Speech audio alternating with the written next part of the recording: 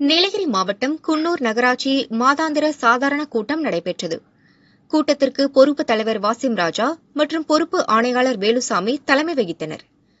கூட்டத்தில் அதிமுக கவுன்சிலர்கள் குருமூர்த்தி, சரவணகுமார், உமாராணி ஆகியோர் குன்னூர் அந்தோணியர் பள்ளி அருகில் கஞ்சா விற்பனை ஜோராக நடப்பதாக குற்றம் சுமத்தினர்.